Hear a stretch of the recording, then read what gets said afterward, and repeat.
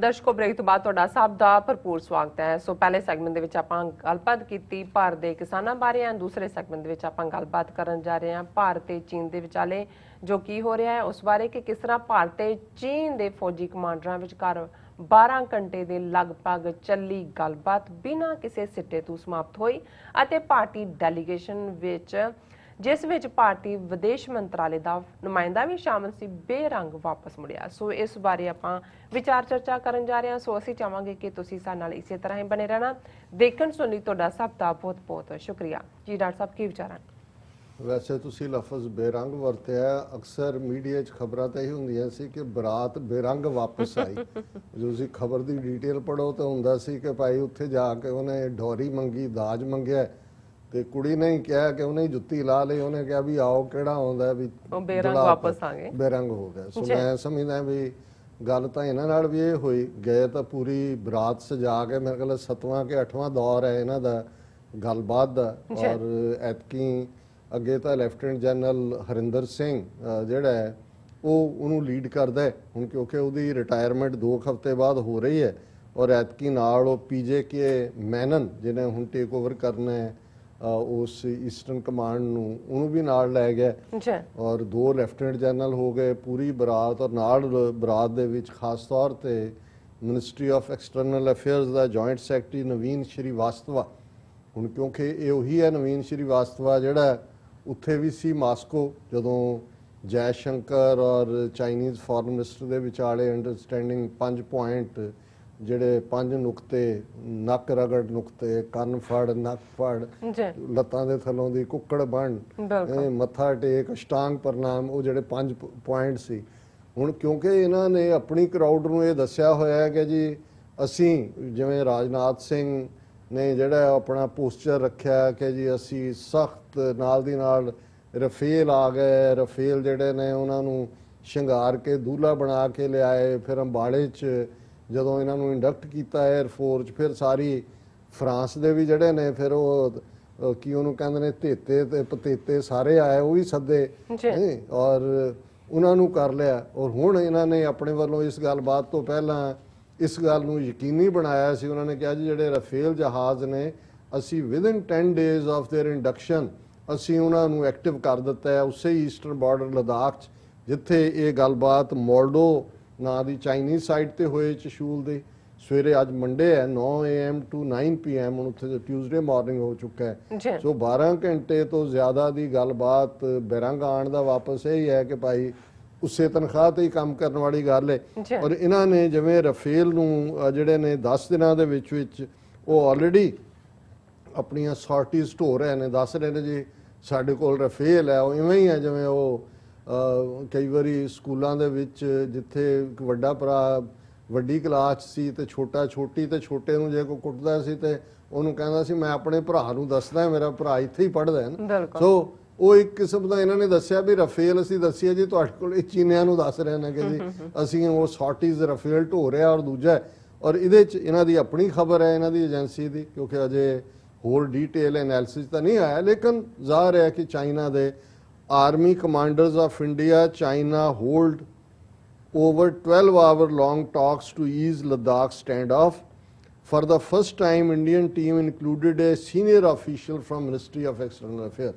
ਉਹਨਾਂ ਦਾ ਕੋਈ ਨਹੀਂ ਸੀ, ਉਹਨਾਂ ਦਾ ਇਹ ਲੈਫਟੀਨੈਂਟ ਜਨਰਲ ਹੁੰਦਾ, ਉਹਨਾਂ ਦਾ ਮੇਜਰ ਜਨਰਲ ਲੈਵਲ ਇੱਕ ਰੈਂਕ ਥੱਲੇ ਹੀ ਉਹ ਗੱਲਬਾਤ ਕਰਦਾ। ਔਰ ਇਹਨਾਂ ਦਾ ਆਪਣਾ ਹੀ ਕਹਿਣਾ ਹੈ ਕਿ ਕੋਈ ਵੀ ਜਿਹੜਾ ਹੈ it is learned Indian delegation insisted on time bound implementation of the agreement. Insisted ਦਾ ਮਤਲਬ ਹੈ ਵੀ ਅਗਲੇ ਚੁੱਪ ਕਰਕੇ ਬੈਠੇ ਨੇ, ਸਟੋਨੀ ਫੇਸਡ, ਆਪਣੀ ਹੌਟ ਟੀ ਸਿਪ ਕਰ ਰਹੇ ਹੋਣੇ ਨੇ। ਇਹਨਾਂ ਨੂੰ ਪਤਾ ਨਹੀਂ ਗਊ ਮੂਤਰ ਲਿਆ ਕੇ ਰੱਖਿਆ ਹੋਣਾ ਇਹਨਾਂ ਦੇ ਲਈ ਕਿ ਵੀ ਕੀ ਰੱਖਿਆ ਹੋਣਾ, ਲੇਕਿਨ ਉਹ ਇਹਨਾਂ ਨੇ ਕਿਹਾ ਜੀ ਇਨਸਿਸਟ ਕਰ ਰਹੇ ਨੇ ਕਿ ਜੀ time bound implementation of agreement finalised during the talks between external affairs minister। ਔਰ 10 ਸਤੰਬਰ ਨੂੰ ਜਿਹੜਾ ਸ਼ੰਘਾਈ ਕੋਆਪਰੇਸ਼ਨ ਆਰਗੇਨਾਈਜੇਸ਼ਨ ਮੀਟ 'ਚ ਮਾਸਕੋ 'ਚ ਹੋਇਆ। ਫਿਰ ਉਹਨਾਂ ਨੇ ਕਿਹਾ ਜੀ ਕਿ ਵੀ ਇਹ ਸਾਰੇ ਚੋਂ ਅੱਗੇ ਕੁਝ ਨਹੀਂ ਹੈ ਵੀ ਕੀ ਨਿਕਲਣਾ ਸੀ। ਉਹਨਾਂ ਨੇ ਕਿਹਾ the sources said the Indian team insisted on an early and complete disengagement of troops by Chinese People's Liberation Army to 4.5-month standoff, adding that agenda for the talks was to chart a specific timeline for implementation of the 5-point agreement. Insist ਕਰ ਰਹੇ ਨੇ ਕਿ ਜੀ ਤੁਸੀਂ ਦੱਸੋ ਜੀ ਇਹਨੂੰ ਕੋਈ ਟਾਈਮਲਾਈਨ ਦਿਓ ਔਰ ਉਹਨਾਂ ਨੇ ਕਿਹਾ ਵੀ ਪਹਿਲਾਂ ਜਿਹੜੇ previous 5 rounds of commander level talks ਹੋਏ ਨੇ ਉਦੋਂ ਵੀ ਇੰਡੀਅਨ ਇਨਸਿਸਟ ਕਰਦੇ ਰਹੇ ਕਿ ਜੀ ਇਹ ਉਹ ਐਂਟੇ ਜਿਹੜਾ ਆਲ ਏਰੀਆਜ਼ ਨੇ ਉੱਥੇ ਚਲੇ ਜਾਓ ਔਰ ਇਸ ਸਾਰੇ ਦੇ ਬਾਵਜੂਦ ਨਥਿੰਗ ਕੇਮ ਆਊਟ। ਅਸੀਂ ਤਾਂ ਕਹਿੰਦੇ ਰਫੇਲ ਵੀ ਲਾਏ ਤਾਂ ਕਿ ਚੀਨ ਦੇ ਪ੍ਰੋਵੋਕੇਟਿਵ ਐਕਸ਼ਨਸ ਦਾ ਜਵਾਬ ਦਿੱਤਾ ਜਾ ਸਕੇ, ਪਰ ਇਸ ਸਾਰੇ ਦੇ ਬਾਵਜੂਦ ਚੀਨੀਆਂ ਦੇ ਉੱਤੇ ਕੋਈ ਅਸਰ ਨਹੀਂ ਹੋਇਆ। ਸਾਡੀ ਫੌਜ ਉੱਤੇ -25 ਡਿਗਰੀ ਸੈਲਸੀਅਸ ਟੈਂਪਰੇਚਰ ਦੇ ਉੱਤੇ ਖੜੀ ਹੈ ਔਰ ਬਿਗ ਐਂਡ ਸਟਰਨ ਅਸੀਂ ਤਾਂ ਚਾਹੁੰਦੇ ਹਾਂ ਕਿ ਭਾਈ ਇਹ ਸਾਰਾ ਗੱਲ ਮੁੱਕੇ, ਲੇਕਿਨ ਜਿਹੜਾ ਚਾਈਨਾ ਜਿਹੜਾ ਕੋਈ ਹੱਥ ਪੱਲਾ ਨਹੀਂ ਫੜਾ ਰਿਹਾ ਔਰ ਉਹ ਚਾਈਨਾ ਇੰਟੀਮੀਡੇਟ ਕਰ ਰਿਹਾ ਆਰਮੀ ਨੂੰ। ਸੋ ਮਤਲਬ ਇਹ ਹੈ ਕਿ ਟੋਟਲੀ ਅਨਸਕਸੈਸਫੁਲ ਹੋਇਆ। ਪਰ ਸਕਸੈਸ ਤੁਸੀਂ ਕਿਵੇਂ ਲੱਭ ਸਕਦੇ ਹੋ? ਇਹਨਾਂ ਦਾ ਆਪਣੀ ਇੱਕ ਪਬਲੀਕੇਸ਼ਨ 'ਚ ਆ ਰਿਹਾ ਹੈ, soldiers dying at border, India borrows money from Chinese bank. Modi government confirms India took loans totaling rupees 9,202 crores from Beijing-based bank, even as India-China border standoff was escalating. ਅਸੀਂ ਡਿਸਕਸ ਕੀਤਾ ਸੋ ਮੈਂ detail 'ਚ ਨਹੀਂ ਜਾਵਾਂਗਾ, ਪਰ ਇਹ ਗੱਲ ਸਾਹਮਣੇ ਆ ਰਹੀ ਹੈ ਵੀ ਫੌਜੀ ਤੁਹਾਡੀਆਂ ਲਾਸ਼ਾਂ ਉੱਥੇ ਪਈਆਂ, ਕੈਪਟਿਵ ਤੁਹਾਡੇ ਹੋਏ ਨੇ ਔਰ ਤੁਸੀਂ ਆਪਣਾ ਜਿਹੜਾ ਕਾਰੋਬਾਰ ਚਲਾ ਰਹੇ ਹੋ ਡੇ ਟੂ ਡੇ ਮੁਲਕ ਦੀ ਇਕਨੋਮੀ ਨੂੰ, ਉਹਦੇ ਲਈ 9,202 ਕਰੋੜ ਰੁਪਈਆ ਤੁਸੀਂ ਬੀਜਿੰਗ ਬੇਸਡ ਬੈਂਕ ਤੋਂ ਲੋਨ ਲੈ ਰਹੇ ਹੋ ਤੇ ਉਹਨਾਂ ਨੂੰ ਤੁਸੀਂ ਧਮਕੀਆਂ ਵੀ ਦੇ ਰਹੇ ਹੋ। ਫਿਰ ਇਹ ਤਾਂ ਨਹੀਂ ਚੱਲਦਾ ਨਾ, ਸਲਾਮ ਜਵਾਬ ਦੋਵੇਂ ਕਰੇ ਮੁੱਢੋਂ ਕੁੱਥਾ ਜਾਏ ਕਿ ਵੀ ਨਾ ਜਾਂ ਤਾਂ ਸਲਾਮ ਕਰ ਸਕਦੇ ਹੋ ਤੁਸੀਂ ਕਿ ਭਾਈ ਬੈਕ ਕਰ ਰਹੇ ਹੋ, ਫਿਰ ਗੋਡੇ ਫੜ ਲਓ ਪੈਰੀਂ ਪੈ ਜਾਓ, ਜੇ ਨਹੀਂ ਹੈ ਤੇ ਫਿਰ ਚੁੱਪ ਕਰਕੇ ਬੈਠ ਜਾਓ। ਹੁਣ ਜੇ ਤੁਸੀਂ ਇਹ ਵੀ ਰੱਖਣਾ ਹੈ ਕਿ ਭਾਈ ਅਸੀਂ ਇਹ ਵੀ ਦੱਸਣਾ ਹੈ ਕਿ ਜੀ ਨਹੀਂ ਅਸੀਂ ਤਾਂ ਬਹੁਤ ਹੈ ਔਰ ਇਸ ਸਾਰੇ ਚੋਂ ਇਹਨਾਂ ਦੀ ਆਪਣੀ ਹਕੀਕਤ ਜਿਹੜੀ ਅੱਡ ਤੁਸੀਂ ਸਟੇਟਮੈਂਟਸ ਨੂੰ ਦੇਖਦੇ ਹੋ। ਇਹ ਇੱਕ ਹੋਰ ਨਿਊਜ਼ ਆਈਟਮ ਇਹਨਾਂ ਦੀ ਮੀਡੀਆ 'ਚ ਹੈ, Chinese army blocked 10 patrolling points in eastern Ladakh says senior Indian official. ਹੁਣ ਗੱਲ ਕਰ ਲਈਏ ਨਹੀਂ ਜੀ ਡੈਪਸੋਂਗ ਦੇ ਕੀ ਹੈ, ਪੈਂਗਸੋ ਲੇਕ ਤੇ ਕੀ ਹੋਇਆ, ਜਾਂ ਚਸ਼ੂਲ ਸੈਕਟਰ 'ਚ ਕੀ ਹੋਇਆ, ਜਾਂ ਪੈਂਗੋਂਗ ਸੋ 'ਚ ਕੀ ਹੋਇਆ, ਜਾਂ ਸਿੱਕਮ ਵਾਲੇ ਪਾਸਿਓਂ ਕੀ, ਅਰੁਣਾਚਲ 'ਚ ਕੀ ਹੋਇਆ, ਇਹ ਆਪ ਕਹਿ ਰਹੇ ਨੇ senior Indian government official told the Hindu, ਇਹ ਮੀਡੀਆ ਦੀ ਖਬਰ ਹੈ ਹਿੰਦੂ ਅਖਬਾਰ, that at least 10 patrolling points spanning from Depsang Plains in the north to Pangsong So Lake in the south of Ladakh along the line of actual control have been blocked by Chinese shore. 10 points, 10 ਥਾਵਾਂ ਦੇ ਉੱਤੇ ਚੀਨੀ ਫੌਜ ਆ ਕੇ ਬੈਠ ਗਈ ਆ ਕਿ ਉੱਥੇ ਰੋ ਪਰਲੇ ਪਾਸੇ ਇੱਧਰ ਨਹੀਂ ਆ ਸਕਦੇ ਔਰ ਉਹਨਾਂ ਨੇ ਕਿਹਾ ਕਿ ਵੀ ਹੁਣ ਉਹ ਮੰਨ ਗਏ ਨੇ ਕਿ ਜੀ 39,000 ਸਕੁਅਰ ਕਿਲੋਮੀਟਰ ਪਹਿਲਾਂ ਹੀ ਜਿਹੜਾ ਅਕਸਾਈ ਚੀਨ ਨੇ ਲਿਆ ਸੀ 1962 ਔਰ ਹੁਣ 1,000 ਸਕੁਅਰ ਕਿਲੋਮੀਟਰ ਔਰ ਉਹਨਾਂ ਨੇ ਕਿਹਾ ਕਿ we since April Indian troops have been denied access to PPs number 9, 10, 1, 12, 12A, 13, 14, 15, 17, 17A ਔਰ ਇਹ ਸਾਰੇ ਚੋਂ ਉਹਨਾਂ ਨੇ ਕਿਹਾ ਕਿ ਵੀ ਇਹ ਜਿਹੜਾ ਹੈ ਹੁਣ even Chinese commanders are making unjustifiable demands asking India to leave an administrative post in Pangong and some heights near the Kurang Nala। ਉਹਨਾਂ ਨੇ ਕਿਹਾ ਜੀ ਇਹ ਤਾਂ ਹੈ ਹੀ ਹੈ ਕਿ ਵੀ ਉਹ 10 ਪੁਆਇੰਟਸ ਤੇ ਅਸੀਂ ਪੈਟਰੋਲ ਨਹੀਂ ਕਰ ਸਕਦੇ, ਹੁਣ ਉਹ ਸਾਨੂੰ ਅੱਗੋਂ ਕਹਿ ਰਹੇ ਨੇ ਜੀ ਉਹ ਵੀ ਖਾਲੀ ਕਰੋ। ਔਰ ਇਹੀ ਜਿਹੜੀ ਇਹਨਾਂ ਦੀ 12 ਘੰਟੇ ਗੱਲਬਾਤ ਵੀ ਹੋਈ ਹੈ ਉਹਦੇ 'ਚੋਂ ਇਹੀ ਇਹਨਾਂ ਦਾ ਹੈ ਕਿ ਜੀ ਜਿਹੜਾ ਉਹਨੇ ਚੀਨ ਨੇ ਕਿਹਾ ਵੀ ਖਾਲੀ ਕਰੋ। ਇਹ ਕਹਿ ਰਹੇ ਨੇ ਜੀ ਟਾਈਮ ਲਾਈਨ ਜਿਹੜੀ 5 ਪੁਆਇੰਟ ਕਹਿੰਦਾ ਵਿੱਚ 5 ਪੁਆਇੰਟ ਵੀ ਉਹ ਤਾਂ ਤੁਹਾਨੂੰ ਕਿਹਾ ਸੀ ਕਿ ਵੀ don't do this mischief again, ਅੱਗੇ ਅਸੀਂ ਤੁਹਾਨੂੰ ਸਬਕ ਥੋੜਾ ਸਿਖਾਇਆ ਫਿਰ ਪੂਰਾ ਸਿਖਾਵਾਂਗੇ। ਹੁਣ ਇਹਨਾਂ ਦਾ ਜਦੋਂ ਹੁੰਦਾ ਹੈ ਵੀ ਕਿਤੇ ਹੋਰ ਤਾਂ ਜ਼ੋਰ ਚੱਲਦਾ ਨਹੀਂ ਹੈ, ਹੁਣ ਇਹ ਉਹਨਾਂ ਤੇ ਜ਼ੋਰ ਕੱਢ ਰਹੇ ਨੇ ਔਰ ਇਹ ਇੱਕ ਨਿਊਜ਼ ਇਸ ਹਵਾਲੇ ਨਾਲ ਹੈ, Hindu journalist arrested by Delhi police for working as a Chinese spy.